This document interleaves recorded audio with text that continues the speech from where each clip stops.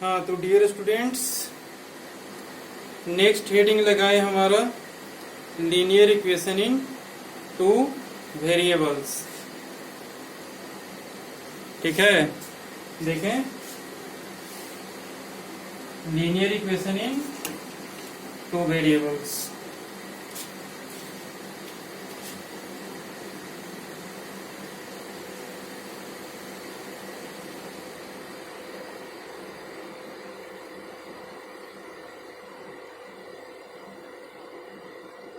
Constant और variable के बारे में तो हमने पिछले क्लास में पढ़ चुका है।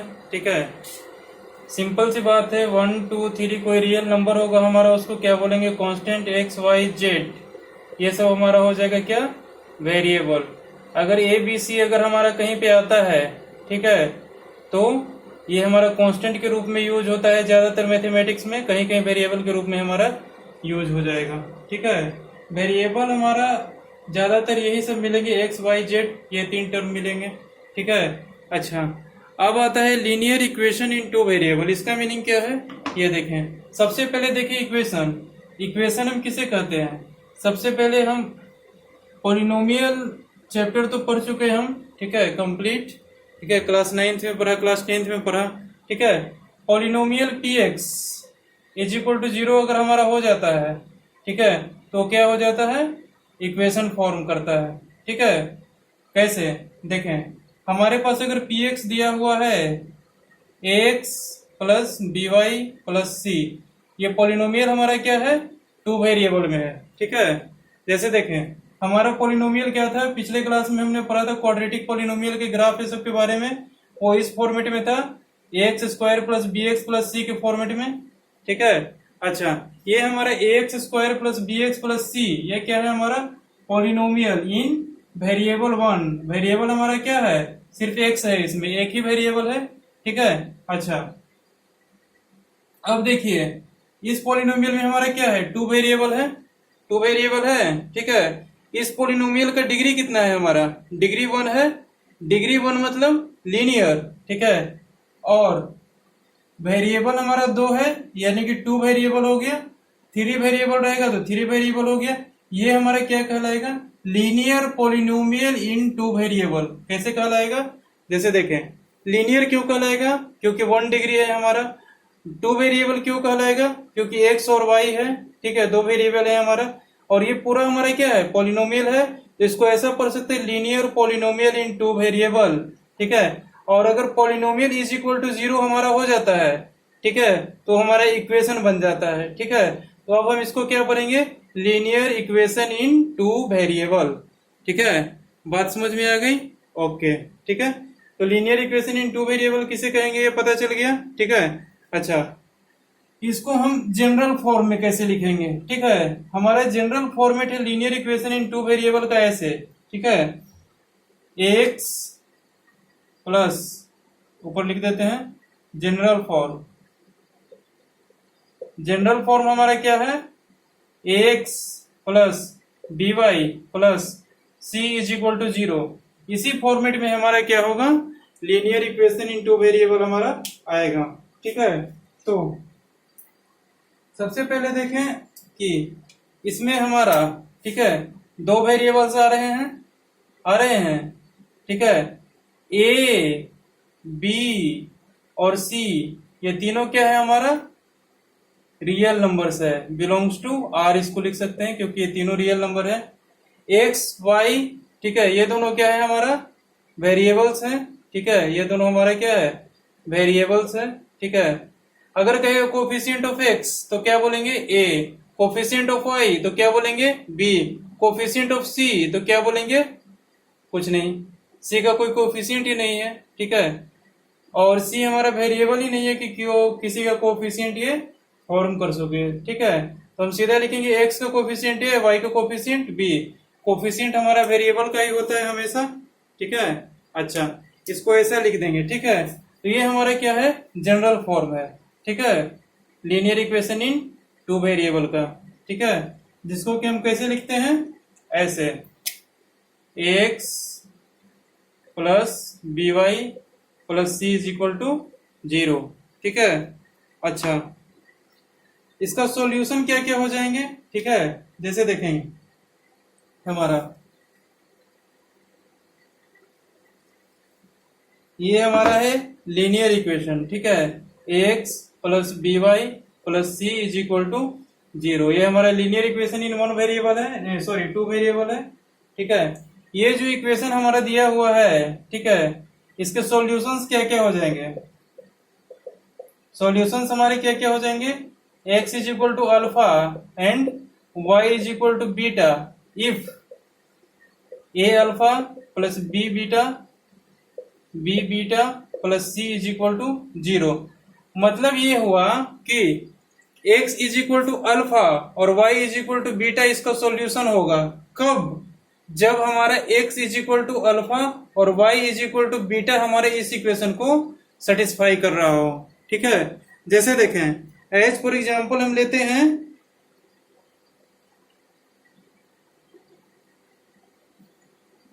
5x minus 3y is equal to 9, ठीक है। हम एक एग्जांपल लेते हैं 5x minus 3y is equal to 9, ठीक है, ठीक है। तो इसमें हमारा x is equal to 3 put करके देखते हैं, y is equal to 2 put करके देखते हैं, ठीक है। ये दोनों हमारा सॉल्यूशन है इस इक्वेशन का। इसका मीनिंग क्या हुआ, ये देखें, देखिए यहाँ x इज इक्वल हमारा ax plus b y plus c के फॉर्मेट में है, ठीक है। इसको ऐसे भी लिख सकते हैं, ये हमारा इक्वेशन जो दिया हुआ है इसको हम इस फॉर्मेट में भी लिख सकते हैं 5x plus minus 3y plus minus 9 is equal to 0, ऐसे भी करके लिख सकते हैं, ठीक है। क्योंकि हमारे इधर है इक्वल के तो इधर आ गया तो माइनस में हो जाएगा, ठीक है। और यहाँ देखिए 5x प्लस 3y इसको ऐसे लिख सकते हैं प्लस माइनस 3y, ठीक है। ax plus by plus c के फॉर्मेट में आ गया, ठीक है। अच्छा यहाँ पर हमारा कह रहा है कि x इज इक्वल टू 3 है, y इज इक्वल टू 2, इसमें इसका सॉल्यूशन है। मतलब क्या है कि x इज इक्वल टू 3 इसमें पुट करेंगे और y is equal to 2 put करेंगे, ठीक है। तो ये इक्वेशन हमारा क्या होना चाहिए, सेटिस्फाइड होना चाहिए, ठीक है। तो इस फॉर्मेट में हमने तो लिख के देख लिया कि ये फॉर्मेट में आ रहा है, मतलब ये क्या है, linear equation in to variable है, ठीक है। अच्छा इस इक्वेशन को अगर हम देखें, ठीक है, तो हमारा x इज इक्वल टू 3 इसमें पुट करते हैं 5 into 3 minus 3 into 2 is equal to 9, यहाँ क्या आ गया 15 minus 6 is equal to 9, 9 is equal to 9 आ गया, ठीक है। मतलब क्या है हमारा इस इक्वेशन को सेटिस्फाई कर रहा है, x और y दोनों का वैल्यू जो लिए हैं हम, ठीक है, 3 और 2। इसका मीनिंग क्या हो गया हमारा, x इज इक्वल टू 3 और y इज इक्वल टू 2 इसका क्या है, सॉल्यूशन है। बात समझ में आ गया, ठीक है। और जनरल फॉर्म हमारा ये रहेगा, ठीक है। इक्वेशन ज्यादातर हमारा इसी फॉर्मेट में दिखाई मिलेगा, ठीक है ना, ज्यादा जगह पर हमारा इसी फॉर्मेट में लिखा हुआ मिलेगा, ठीक है। इसको ऐसे भी लिख सकते हैं ax plus b y is equal to minus c, ठीक है। इसको इस फॉर्मेट में भी लिखा जा सकता है, ठीक है ना, ओके। अच्छा साइमल्टेनियस इक्वेशन किसे बोलेंगे, ये देखिए अब, ठीक है। देखें साइमल्टेनियस लीनियर इक्वेशन किसे बोलेंगे, ठीक है। दो लीनियर इक्वेशन हमारा दिया रहेगा टू वेरिएबल में, ठीक है। हमारा जनरल फॉर्मेट क्या था, ax plus b y plus c is equal to 0, ठीक है। इसी को हम मॉडिफाई करके ऐसा लिख दिए हैं ax plus b y is equal to minus c, इस फॉर्मेट में हम लिख दिए हैं यहाँ पे, ठीक है। उससे कोई ज्यादा इफेक्ट नहीं पड़ेगा, दोनों सेम ही चीज है, ठीक है। अच्छा अब देखें साइमल्टेनियस लीनियर इक्वेशन किसे कहेंगे, ठीक है। हमारा दो इक्वेशन दिया हुआ है, ठीक है। इसको इक्वेशन 1 सपोज करते हैं, ठीक है। इसको हम इक्वेशन 2 सपोज करते हैं, ठीक है, 1 और 2, ठीक है। अच्छा ये दोनों साइमल्टेनियस लीनियर इक्वेशन तब कहलाएंगे जब हमारा x का कोई एक वैल्यू और y का कोई एक वैल्यू इन दोनों इक्वेशन को सेटिस्फाई कर रहा हो, ठीक है। मतलब ये कि x इज इक्वल टू कुछ लिए, y इज इक्वल टू कुछ लिए, ठीक है। यानी लिख लेते हैं x is equal to alpha और y is equal to beta, ठीक है। दो हमारा आया x is equal to alpha, x is equal to beta, ठीक है। इन दोनों x के अल्फा बीटा अगर इसको सेटिस्फाई कर रहा है तो इसको भी सेटिस्फाई करना चाहिए। मतलब ये x is equal to alpha, y is equal to beta हमारे इन दोनों इक्वेशन को सेटिस्फाई अगर कर रहा है ठीक है, तो वो दोनों इक्वेशन हमारे क्या हो जाएगा, साइमल्टेनियस लीनियर इक्वेशन कहलाएगा। ठीक है, जैसे कि देखिए इस इक्वेशन में क्या है हमारा, ये चेक करते हैं। ठीक है, इस इक्वेशन में हम x इज इक्वल टू 6 लेते हैं, ठीक है, और y इज इक्वल टू 4 लेते हैं। देखते हैं क्या होता है। इस इक्वेशन में x इज इक्वल टू 6 और y is equal to 4 put करते हैं तो क्या आता है, 6 plus 4 is equal to 10, 10 is equal to 10, हमारा क्या हो गया, सेटिस्फाइड हो गया। ठीक है, इस इक्वेशन में हम क्या लेते हैं, x इज इक्वल टू 6 लेते हैं, y इज इक्वल टू 4 लेते हैं, 6 माइनस 4 2 इज इक्वल टू 2, ये भी हमारा क्या हो गया, सेटिस्फाइड हो गया। ठीक है, यानी x इज इक्वल टू 6 और y इज इक्वल टू 4 इन दोनों इक्वेशन को सेटिस्फाई कर रहा है। मीन्स हमारे कम से कम तो एक वैल्यू x और y का मिल रहा है जो दोनों इक्वेशन को सेटिस्फाई कर रहा है। तो उन दोनों इक्वेशन को वैसे कंडीशन में क्या बोलेंगे हम, साइमल्टेनियस लीनियर इक्वेशन बोलेंगे। ठीक है, अगर ऐसा नहीं हुआ, मतलब इसका कुछ और वैल्यू आ रहा है, इसका कुछ और वैल्यू सेटिस्फाई कर रहा है, दोनों में हमारा x का और y का कॉमन वैल्यूज नहीं आ रहे हैं, ठीक है, इसका मीनिंग क्या है, दोनों हमारा साइमल्टेनियस लीनियर इक्वेशन नहीं है। साइमल्टेनियस लीनियर इक्वेशन होने के लिए x और y का वैसा वैल्यू आना चाहिए जो दोनों इक्वेशन को सेटिस्फाई कर रहा हो। समझ में आ रही है बात? ओके, अच्छा,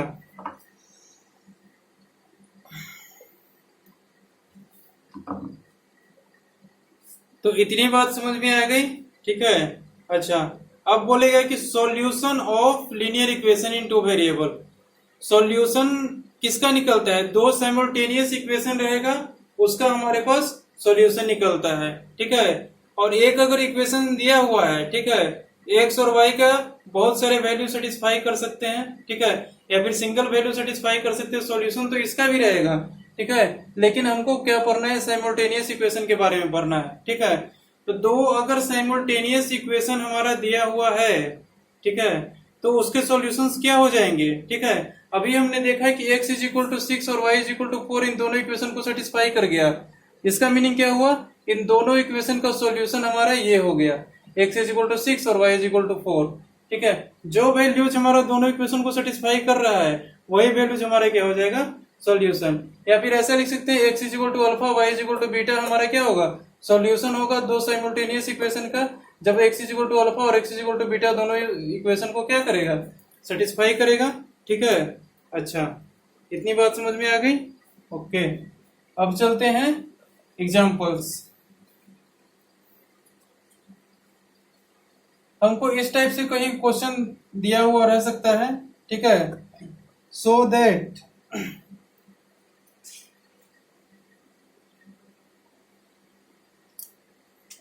क्वेश्चन रहेगा हमारा, so that x is equal to 5 and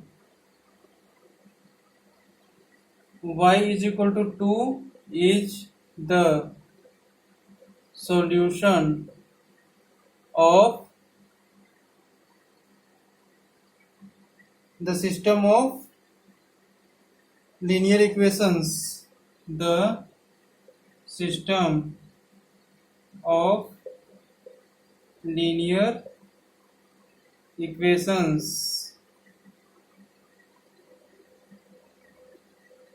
2x plus 3y is equal to 16, 2x plus 3y is equal to 16, और क्या है, x minus 2y is equal to 1।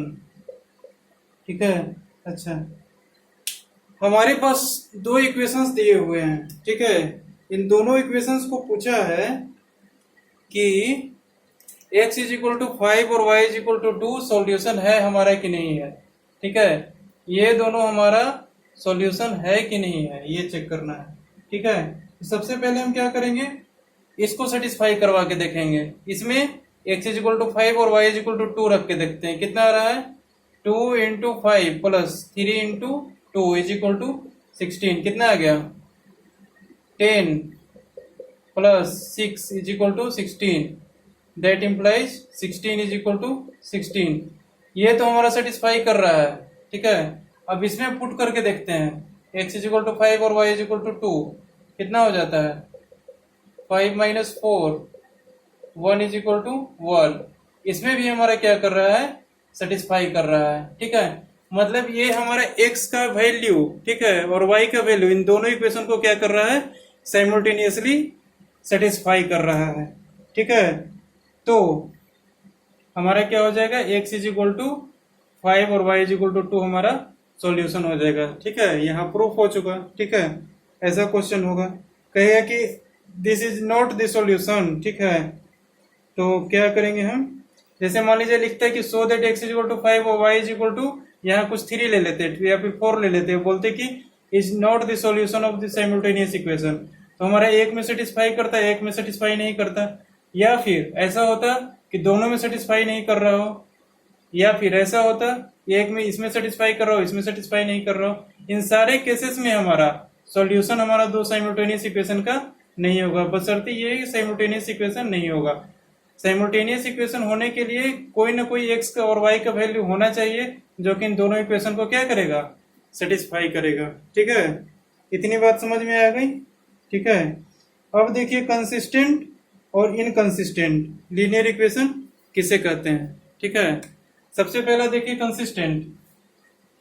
Consistent linear equation हम उसके कहेंगे जिसके कम से कम की एक सॉल्यूशन हमारा निकल करके आना चाहिए। ठीक है, जैसे देखें हमारा मान लेते हैं कि consistent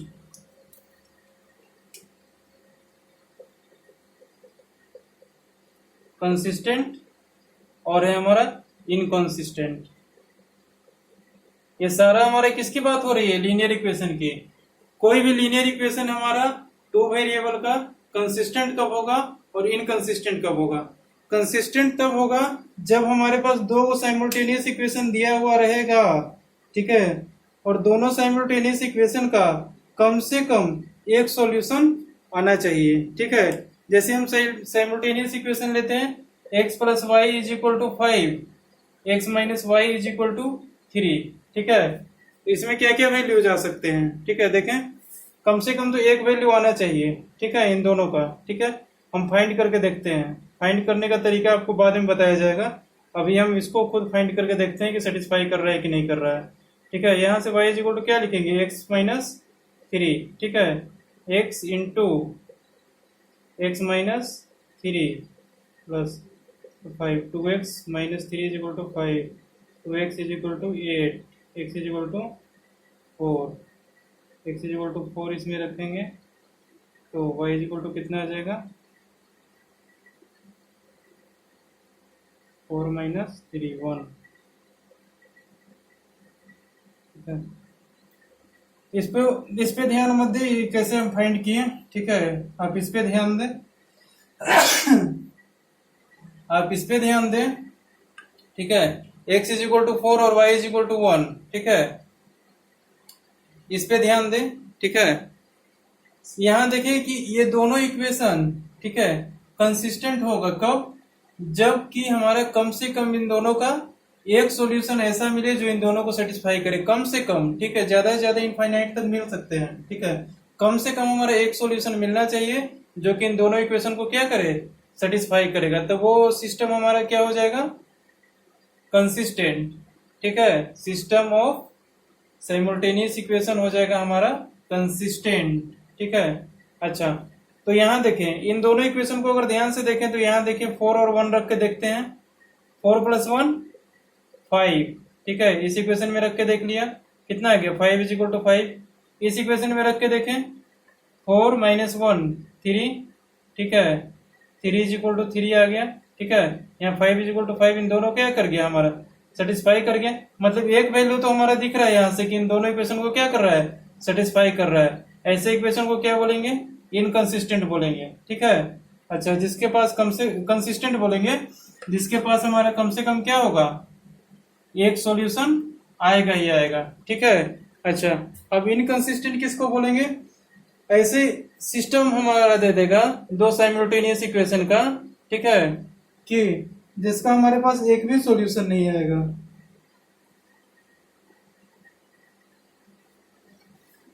to x plus 2y is equal to 7। ठीक है, ऐसा सिस्टम हमारा दो इक्वेशन का दे देगा जिसका कि हमारे पास एक भी सॉल्यूशन फाइंड नहीं कर पाएंगे। ठीक है, जैसे कि इसमें देखें।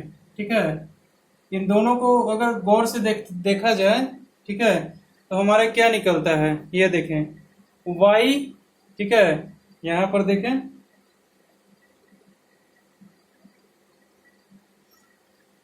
y is equal to 3 - x, ऐसा हम इसमें से लिख सकते हैं। y is equal to 3 - x, ये सब्स्टिट्यूशन मेथड है, इसको बाद में पढ़ा देंगे, ठीक है, बेटर तरीके से।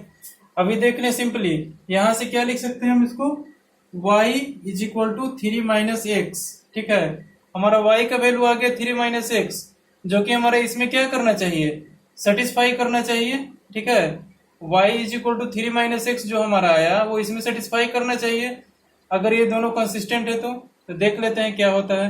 y is equal to 3 - x इसमें रखते हैं, 2x plus 2 into 3 - x is equal to 7, ठीक है, ऐसा हो गया। यहां से देखिए 2x plus 6 minus 2x is equal to 7, ठीक है।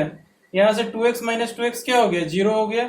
6 इज इक्वल टू क्या आ गया हमारे पास, 7 आ गया, जो कि कभी पॉसिबल है, कभी पॉसिबल नहीं है। मतलब इस दोनों इक्वेशन का क्या है हमारे पास, नो सॉल्यूशन है। दोनों सिस्टम ऑफ इक्वेशन के पास क्या है हमारा, नो सॉल्यूशन है, ठीक है। हमने कुछ नहीं किया, y को एक तरफ रखा और x को इस तरफ ले गया, 3 - x आया। y का जो वैल्यू हमारे इसमें सेटिस्फाई कर रहा है 3 - x, देखिए 3 - x रख के y का वैल्यू सेटिस्फाई करेगा, देखिए, ठीक है। 3 - x रख के देखिए इज इक्वल टू 3, यहाँ से क्या जाता है x प्लस 3 - x, ठीक है, x cancel, 3 is equal to 3। y हमारा 3 - x रखे ऊपर में, ठीक है, तो सेटिस्फाई कर गया। तो हमारा y इसमें भी रखेंगे तो सेटिस्फाई करना चाहिए, ठीक है, लेकिन y हमने इसमें रखा तो 6 इज इक्वल टू 7 आ गया। मतलब क्या है कि y इसमें आ रहा है लेकिन इसमें सेटिस्फाई नहीं कर रहा है। तो ऐसे इक्वेशन को क्या बोलेंगे हम, इनकंसिस्टेंट बोलेंगे, ठीक है। बात समझ में आ गई, ठीक है। अच्छा, वह जिसके पास हमारा नो सॉल्यूशन होगा, ठीक है, तो इसमें ऐसे करके लिख सकते हैं हम, ठीक है ना। इसमें ऐसा लिख दें, एट लीस्ट वन सॉल्यूशन, ठीक है। इसमें लिख देते हैं नो सॉल्यूशन, ठीक है, ऐसा करके लिख दें। कहीं भी इनकंसिस्टेंट हमारा आया मतलब नो सॉल्यूशन, कहीं भी कंसिस्टेंट आया मतलब उसके पास सॉल्यूशन है, कम से कम एक सॉल्यूशन है, ज्यादा से ज्यादा बहुत सारे हो सकते हैं, ठीक है। अच्छा, अब चले सॉल्यूशन ऑफ साइमल्टेनियस इक्वेशन, ठीक है। दो साइमल्टेनियस इक्वेशन हमारा दे देगा, उन दोनों को सॉल्व करने के लिए कहेगा। सबसे पहले हम पढ़ेंगे कौन सा मेथड, ग्राफिकल मेथड। बहुत सारे मेथड है सॉल्व करने के लिए, ठीक है। देखें,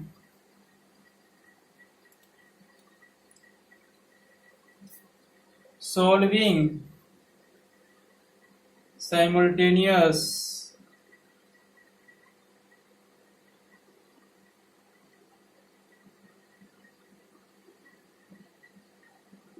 linear equations, ठीक है। साइमल्टेनियस लीनियर इक्वेशन को हम सॉल्व करते हैं, ठीक है। तो सबसे पहले क्या देखें, दो हमारा इक्वेशन दिया हुआ है, a1x plus b1y plus c1 is equal to 0। यहां से दिया हुआ है a2x plus b2y plus c2 is equal to 0, ठीक है। ये दोनों हमारे पास इक्वेशन दिया हुआ है, ठीक है। दोनों हमारे इस फॉर्मेट में दिया हुआ है जो हमारा जनरल फॉर्म है, ठीक है। ax plus by plus c, एक का कोफिशिएंट हम a1 मान लिया, दूसरे का a2, b1 b2 c1 c2, ठीक है, ये मान लिया हमने, ठीक है। अच्छा, सबसे पहला मेथड है हमारा क्या, इसको सॉल्व करने के हमारे बहुत सारे मेथड है। पहला है ग्राफिकल, ठीक है, दूसरा है हमारा अलजेब्रिक, ठीक है। ग्राफिकल मेथड से तो हम सॉल्व कर सकते हैं, ठीक है, अलजेब्रिक मेथड से भी हम सॉल्व कर सकते हैं। अलजेब्रिक मेथड में हमारा 3 मेथड आ जाता है, कौन कौन सा, पहला सब्स्टिट्यूशन, दूसरा एलिमिनेशन, तीसरा क्रॉस मल्टीप्लीकेशन। और ग्राफिकल में हमारा एक ही मेथड आता है कि by the plotting of graph हम इसको फाइंड करते हैं कि इक्वेशन हमारा कंसिस्टेंट है, इनकंसिस्टेंट है, या फिर कहाँ पे कट कर रहा है, नहीं कर रहा है, उसके हिसाब से हम फाइंड करते हैं कि इन दोनों का क्या सॉल्यूशन हमारा आना चाहिए, ठीक है। तो सबसे पहले हम देखते हैं ग्राफिकल मेथड, ठीक है, अलजेब्रिक मेथड बाद में पढ़ेंगे, अभी देखें ग्राफिकल मेथड, ठीक है। ग्राफिकल मेथड में क्या कहता है कि हम सबसे पहले इन दोनों का ग्राफ प्लॉट करेंगे, ठीक है। तो सबसे पहले यहाँ देखिए कि अगर इन दोनों का हम ग्राफ प्लॉट करते हैं, ठीक है, एक्स और वाई, ठीक है,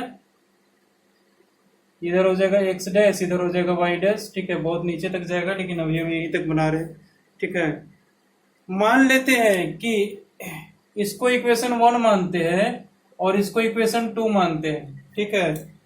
तो इक्वेशन 1 का ग्राफ हमने बनाया, ठीक है, तो वो हमारा क्या आएगा, स्ट्रेट लाइन फॉर्म करेगा, क्योंकि ये हमारा क्या है, लीनियर इक्वेशन है। लीनियर इक्वेशन का ग्राफ हमेशा क्या होता है, स्ट्रेट लाइन होता है, ठीक है। ऐसा कुछ स्ट्रेट लाइन हमारा फॉर्म करेगा, ठीक है। यह स्ट्रेट लाइन यहाँ भी हो सकता है, यहाँ भी हो सकता है, ऐसा भी फॉर्म कर सकता है, कैसा भी फॉर्म करे, ठीक है। दूसरा भी हमारा स्ट्रेट लाइन होगा, ठीक है, तो इस टाइप से फॉर्म करेगा, ठीक है ना। अच्छा, पहला केस हमारा क्या हो जाएगा कि वेन ग्राफ, ये हो जाएगा इक्वेशन 1 का, ये इसको मान लेते हैं L1, इसको मान लेते हैं L2, ठीक है। अच्छा, L1 क्या है हमारा, इक्वेशन 1 का ग्राफ है, L2 क्या है हमारा, इक्वेशन 2 का ग्राफ है, ठीक है। अच्छा, पहला केस हमने मान लिया कि दोनों लाइन हमारा एक दूसरे को एक पॉइंट पे कट करता है, ठीक है। तो जहां हमारा कट कर रहा है वहां का कोऑर्डिनेट कुछ होगा, मान लेते हैं कि x, y है हमारा कोऑर्डिनेट, ठीक है। समझ में आ रही है बात। तो वो पॉइंट हमारा किसको किसको सेटिस्फाई करेगा, इस इक्वेशन को तो सेटिस्फाई करेगा ही करेगा, और इस इक्वेशन को भी सेटिस्फाई करेगा। क्यों करेगा, क्योंकि ये पॉइंट हमारा क्या आ रहा है, दोनों लाइन में कॉमन आ रहा है, ठीक है। तो वो पॉइंट हमारा क्या होगा, दोनों लाइन को सेटिस्फाई करेगा, ठीक है, दोनों इक्वेशन को सेटिस्फाई करेगा, ठीक है। तो केस 1 हमारा यही है, when graph intersects graph of, ठीक है, इक्वेशन 1 एंड 2, ठीक है, इंटरसेक्ट्स एट 1 पॉइंट, एक पॉइंट पे हमारा दोनों लाइन हमारा ऐसा लिख देते हैं L1 एंड L2, ठीक है। When graph of L1 and L2 intersects at 1 point, ठीक है, एक पॉइंट पे इंटरसेक्ट अगर कर रहा है तो उस इक्वेशन का क्या होगा, हमारा एक सॉल्यूशन आएगा, ठीक है। वी गेट 1 सॉल्यूशन, ठीक है। मतलब हमारा x का क्या होगा, एक वैल्यू आएगा, ठीक है। मान लेते हैं x is equal to alpha, ठीक है, y is equal to beta. इस कोऑर्डिनेट को अल्फा कॉमा बीटा लिख देते हैं, ठीक है। हमारे पास या तो अल्फा हमारा x कोऑर्डिनेट हो जाएगा, बीटा हमारा y कोऑर्डिनेट हो जाएगा, ठीक है। तो मान लेते हैं कि दोनों लाइन हमारा एक पॉइंट अल्फा बीटा है, ठीक है, अल्फा कॉमा बीटा वहां पे कट कर रहा है, तो उसके क्या हो जाएंगे, एक सॉल्यूशन हो जाएंगे, ठीक है। दूसरा केस हमारा क्या जनरेट हो सकता है कि ये दोनों लाइन हमारे एक दूसरे पे ओवरलैप कर जाए, ठीक है। अच्छा, वो कंडीशन भी देख लेते हैं, ठीक है।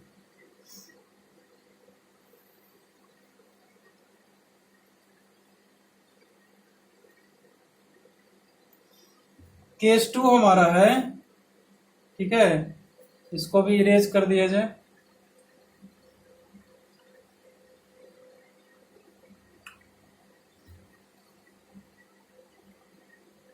ये लाइन है, ठीक है, इसी लाइन पे हमारा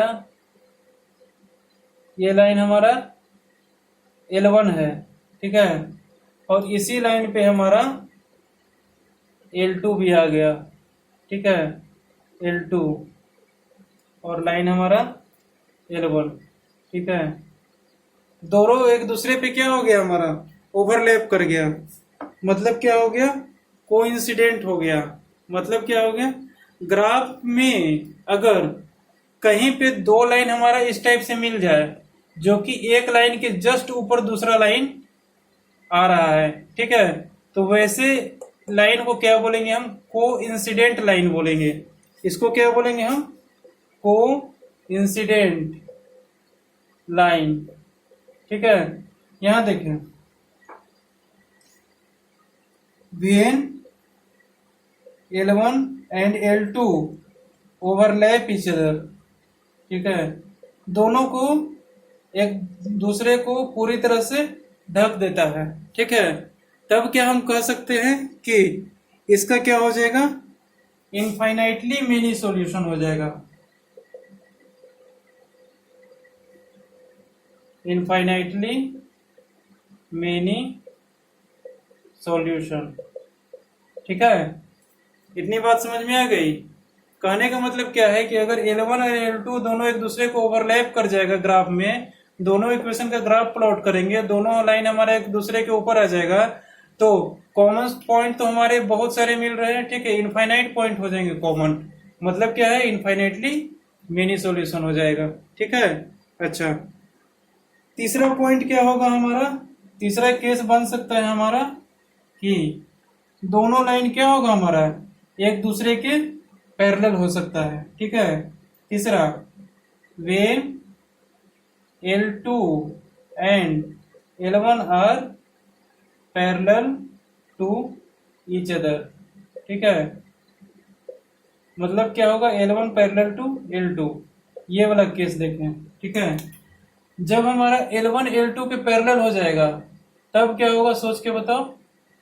यस, नो सॉल्यूशन, मतलब क्या हो जाएगा कि ग्राफ में अगर इन दोनों का ग्राफ प्लॉट कर रहे हैं तो एक लाइन हमारा ऐसा फॉर्म हो गया, ठीक है, दूसरा लाइन हमारा ऐसा फॉर्म हो गया, ठीक है ना। ये तो हमको पता है कि स्ट्रेट लाइन ही बनेगा क्योंकि लीनियर है, ठीक है। तो ये स्ट्रेट लाइन हमारा क्या हो जाएगा, L1 हो जाएगा और ये हमारा L2 हो जाएगा, ठीक है। दोनों में से कोई एक L1 होगा और कोई एक L2 हो जाएगा। मान लीजिए कि हमने L1 का ग्राफ, 1 का ग्राफ यहाँ प्लॉट किया, L1 लिख दिया, 2 का ग्राफ यहाँ प्लॉट किया, L2 लिख दिया, और L2 और L1 क्या है, आपस में हमारा पैरेलल है, ठीक है। इसका मतलब क्या होता है कि अगर दो लाइन हमारा आपस में पैरेलल हो गया तो दोनों में कॉमन पॉइंट हमारा कोई मिलेगा, कोई कॉमन पॉइंट नहीं मिलेगा, मतलब क्या हो जाएगा, नो कॉमन सॉल्यूशन। मतलब यहां से क्या हम लिख सकते हैं, ऐसा ऐसा इसको लिख सकते हैं कि नो सॉल्यूशन होगा, ठीक है। और जिस इक्वेशन का हमारा नो सॉल्यूशन आ जाता है वो इक्वेशन हमारा क्या रहता है, इनकॉन्सिस्टेंट इक्वेशन, ठीक है। जिस इक्वेशन का हमारा नो सॉल्यूशन आ जाता है, दो साइमल्टेनियस इक्वेशन दिया हुआ है उसका नो सॉल्यूशन आ गया, तो दोनों इक्वेशन हमारा क्या हो जाएगा, इनकंसिस्टेंट हो जाएगा। बात समझ में आ गई इतना। यही ग्राफिकल मेथड है हमारा सॉल्व करने का। दोनों इक्वेशन का हम ग्राफ प्लॉट करेंगे, देखेंगे कि वह ग्राफ कैसा बन रहा है, जहां पे हमारा इंटरसेक्ट करेगा उसके कोऑर्डिनेट क्या हो जाएंगे, हमारे सॉल्यूशन हो जाएंगे। अगर लाइन हमारा एक दूसरे को इंटरसेक्ट नहीं कर रहा है, ठीक है, पैरेलल हो जा रहा है, मतलब नो सॉल्यूशन। अगर हमारा एक लाइन दूसरे के ऊपर आ जा रहा है, मतलब बहुत सारे सॉल्यूशन उसके जनरेट हो जाएंगे, ठीक है, लिख देंगे इनफाइनाइटली मेनी सॉल्यूशन, ठीक है। अब बात यहाँ आती है कि अगर दो लाइन हमने प्लॉट कर दिया ग्राफ पे तो उसका कोऑर्डिनेट कैसे फाइंड करेंगे, ठीक है। तो अगर आप लाइन को एक्यूरेटली प्लॉट कर रहे हैं ग्राफ पे, ठीक है, हम लीनियर इक्वेशन का ग्राफ कैसे बनाते हैं, वैल्यूज ले लेके बनाते हैं, ठीक है। जैसे मान लेते हैं कि हमारा एक ग्राफ लेके बता देता हूं कैसे बनाना है, ठीक है, बाकी सब खुद से बनाई हो।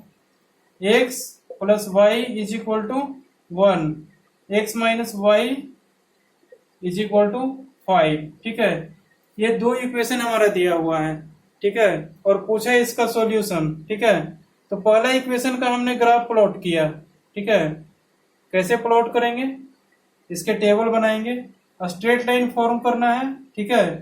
तो यहाँ x है, यहाँ y है, मिनिमम हमारे कितना वैल्यू आना चाहिए, 2 वैल्यू जाना चाहिए, ठीक है। y इज इक्वल टू 3 रखते हैं तो x इज इक्वल टू कितना आ रहा है हमारा 1 माइनस 3, नहीं, सबसे पहले y 0 रखते हैं, y 0 रखेंगे तो x हमारा क्या आएगा, 1 आएगा, ठीक है। y 0 रखा, x हमारा 1 आ गया, ठीक है। यहाँ पर फिर हम x 0 रखा तो y क्या आ गया हमारा 1 आ गया, ठीक है। यहाँ पर देखें x 0 रखा तो y हमारा क्या आ गया, दूसरे का टेबल फॉर्म कर लेते हैं, ठीक है। 2 पॉइंट हमारा मिल गया ना इसमें, ठीक है। स्ट्रेट लाइन बनाने के लिए 2 पॉइंट काफी है, ठीक है। अच्छा, यहाँ पे हमारा x is equal to 0 put किया, y कितना आ गया हमारा -5, ठीक है। x is equal to 0 put किया, y आ गया हमारा -5। y is equal to 0 put किया तो x इज इक्वल टू क्या आ गया हमारा 5, ठीक है। 2 पॉइंट हमारा मिल गया, इन दोनों पॉइंट से हम स्ट्रेट लाइन को ड्रॉ कर सकते हैं। 1,0 हमारा यहाँ कहीं पे होगा, ठीक है। अच्छा, 0,1 कहाँ होगा, 0,1 हमारा यहाँ कहीं पे होगा, ठीक है। 1,0 यहाँ नहीं, यहाँ होगा हमारा 1,0, ठीक है। सॉरी, 1,0 तो यहाँ होगा, ठीक है। 0,1 हमारा यहाँ पे होगा कहीं, ठीक है। x 0, y हमारा 1, ठीक है। फिर हमारे 0, -5 थोड़ा दूर में होगा, हमने रफली प्लॉट कर रहे हैं, ठीक है। ऐसा कोई जरूरी नहीं है कि यहीं पे आएगा, ठीक है। हाँ, तो दूसरा हमारा पहला का स्ट्रेट लाइन ऐसा फॉर्म हो जाएगा इस टाइप से, ठीक है। दूसरे इक्वेशन का ग्राफ प्लॉट करेंगे तो 0, -5 फर्स्ट में आएगा। 0, -5 कहाँ हो जाएगा, 0 हमारा x कोऑर्डिनेट, y हमारा हो जाएगा -5, यहाँ पे कहीं पे लाई करेगा 0, -5, यहाँ दे देते हैं।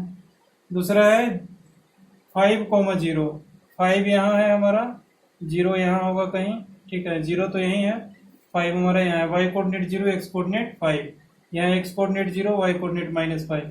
लाइन हमारा दूसरा कैसा फॉर्म हो गया, इस टाइप से फॉर्म हो गया, ठीक है। हमको पता नहीं है कहाँ पे इंटरसेक्ट कर रहा है, लेकिन देख रहे हैं हम कि यहाँ पे इंटरसेक्ट कहीं पे कर रहा है। तो अगर आप एक्यूरेट ग्राफ को प्लॉट करोगे, ठीक है, तो ये पॉइंट हमारा एक्यूरेटली दिख जाएगा कि किस ये कोऑर्डिनेट हमारा क्या है, मतलब x कोऑर्डिनेट क्या है इसका और y कोऑर्डिनेट कितना आ रहा है, ठीक है। हमको तो लग रहा है कि ये 1 के आसपास में आएगा, ये 2 के आसपास में आएगा, ठीक है। कुछ इस टाइप से आएगा, ठीक है। सेटिस्फाई करेगा कौन कौन सा,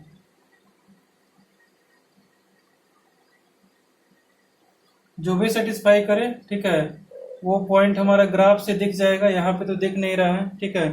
यहाँ पे फाइंड करके देख सकते हैं, ठीक है ना। कैसे देख सकते हैं, y इज इक्वल टू हो जाएगा हमारा 1 - x, x minus 1 - x is equal to 5, x - 1 plus x is equal to 5, वो x is equal to 3, x3 आ जाएगा हमारे पास।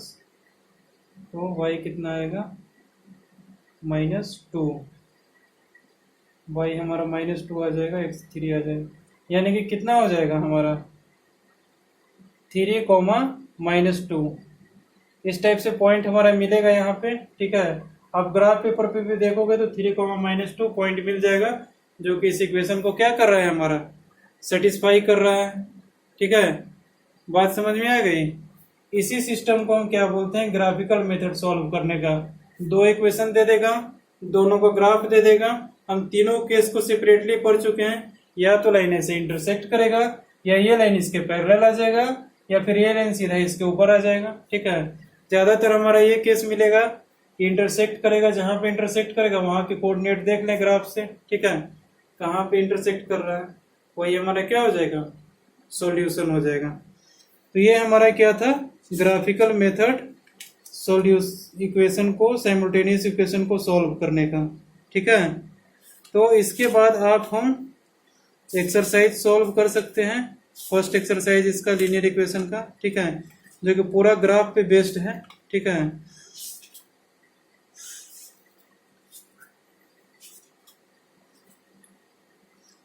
थ्री ए सॉल्व कर सकते हैं आप, ठीक है,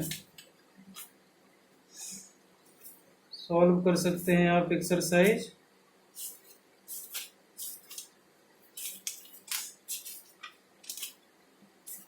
हाँ, 3a सॉल्व कर सकते हैं, ठीक है।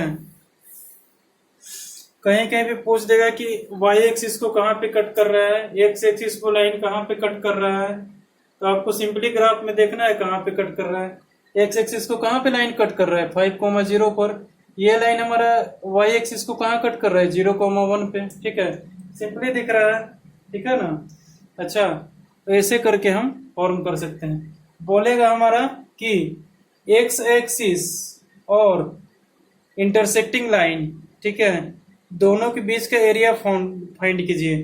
एक्स एक्सिस और ये लाइन कट किया, इसके बीच का एरिया निकाल देना है। ये हमारा क्या फॉर्म हो रहा है, ट्रायंगल फॉर्म हो रहा है। ठीक है, ट्रायंगल का हमारा बहुत सारा फॉर्मूले है एरिया फाइंड करने का, वहां से देख ले कितना बेस, कितना हाइट, कितना लेंथ है, उसके हिसाब से एरिया निकल जाएगा। ठीक है, जैसे देखिए एक हम निकाल के बता देते हैं एरिया कैसे फाइंड होता है, बाकी सब आप खुद से निकालेगा। ठीक है, इसी में देख लेते हैं। ठीक है, इस ग्राफ को थोड़ा बढ़िया से बनाते हैं ताकि हमें पता चले। ठीक है, 2 पॉइंट तो हमारा मिल चुका है। ठीक है, अब देखिए इसी में लिख देगा ऐसा, find the area of reason bounded by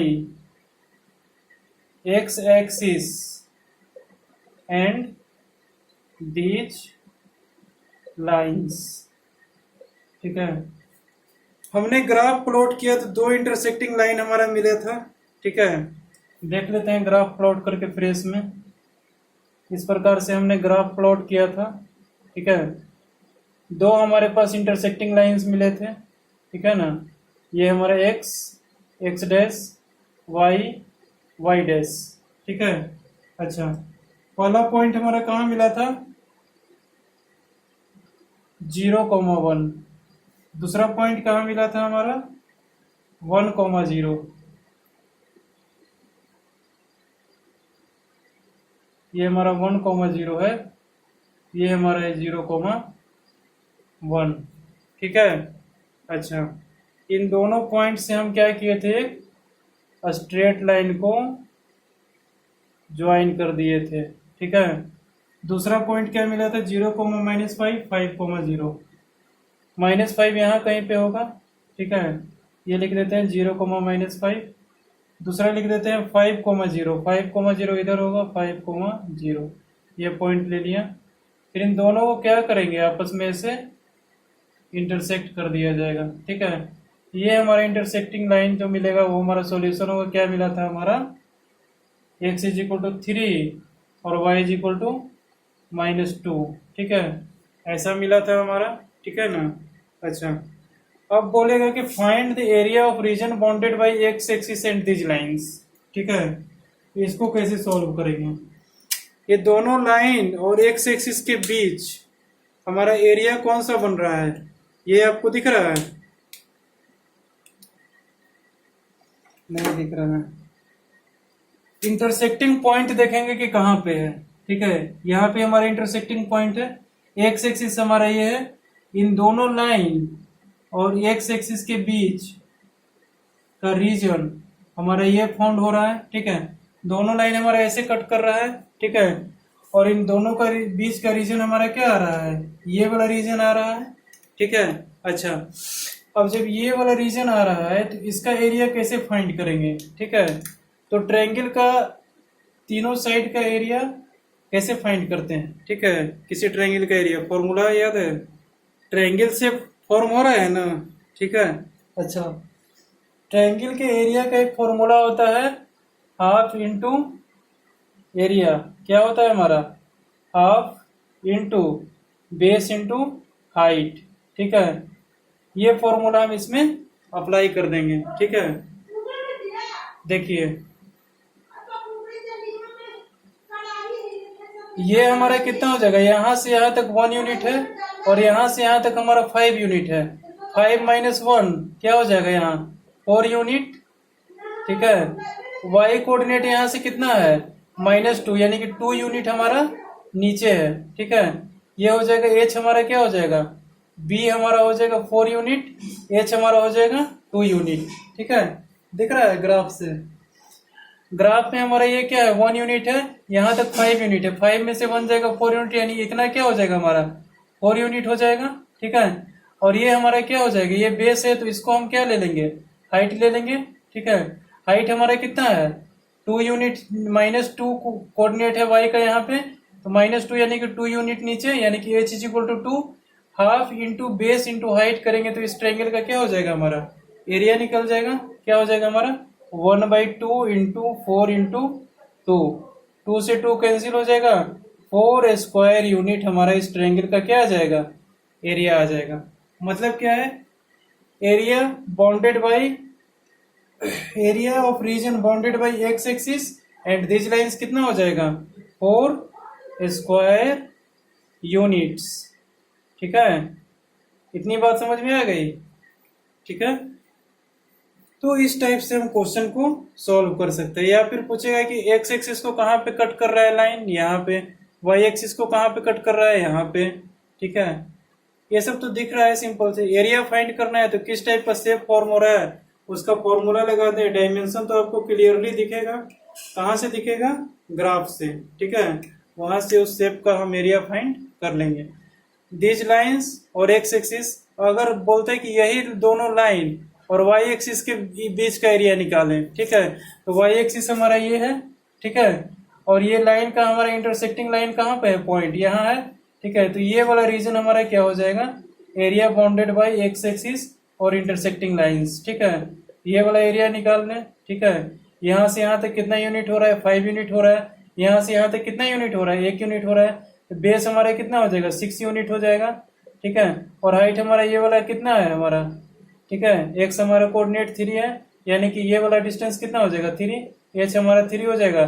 तो half into 6 into 3 triangle form होगा, 2 3 6 9 स्क्वायर यूनिट्स। ठीक है, area bounded by y axis और इंटरसेक्टिंग लाइंस निकल जाएगा।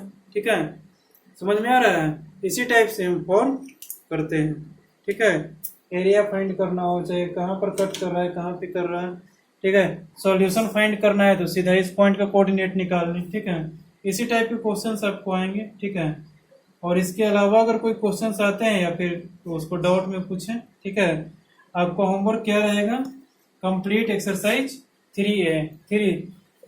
3A में हमारा क्या है, ग्राफिकल मेथड से साइमल्टेनियस इक्वेशन के सॉल्व करने का बहुत सारा क्वेश्चंस दिए हुए हैं, उसको आप लोग सॉल्व करें।